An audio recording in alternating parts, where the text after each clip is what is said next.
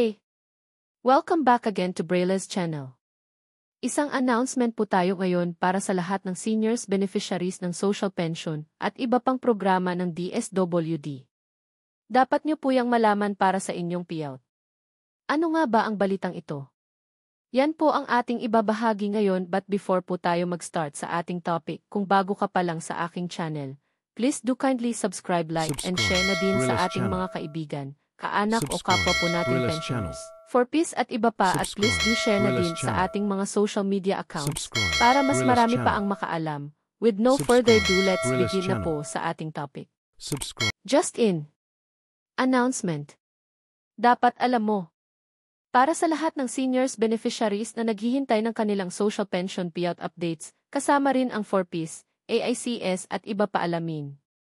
Para sa lahat ng social pensioner po natin na naghihintay pa rin ng kanilang payout schedule, para sa darating na May ng taong ito, alam nyo po ba na may pagbaba sa ating payout schedule dahil sa nalalapit na election? Para po sa kaalaman ng lahat, ang sinasagawang payout schedule po ngayon ng bawat lugar para sa social pension at iba pang mga programa ng DSWD ay pawang mga lehitimo po base sa inilabas ng COMELEC na exemption from election ban. Ang lahat po ng binabahagi po natin ng mga payout updates sa iba't ibang lugar, kahit ito po ay nasa kasagsagan pa ng campaign period, ay isang lehitimo at otorisado ng COMELEC at ng DSWD. Maaari ding magbigay ng tulong pinansyal ang mga lokal na pamahalaan tulad ng pagbibigay ng local social pension, ngunit kailangan muna nitong makakuha ng exemption mula sa COMELEC para maging lehitimo at para maiwasan ang hinala na magamit ito para sa kandidatura ng bawat opisyal. Ngunit ang ating national at local social pension payout ay pansamantalang ititigil muna sa darating na May 12 of year 2025 sa lahat ng lugar para sa gaganaping election. Kasama rin dito ang AKAP or Ayuda sa Kapos ang Kita Program, AICS or Assistance to Individuals in Crisis Situations, Social Pension, SLP or Sustainable Livelihood Program at 4Ps or Pantawid Pamilyang Pilipino Program ng DSWD.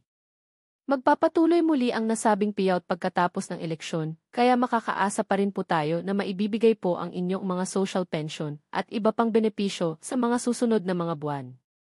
Asahan nyo pa rin po na patuloy po tayong maghahatid ng mga magagandang mga balita at impormasyon na para po sa lahat.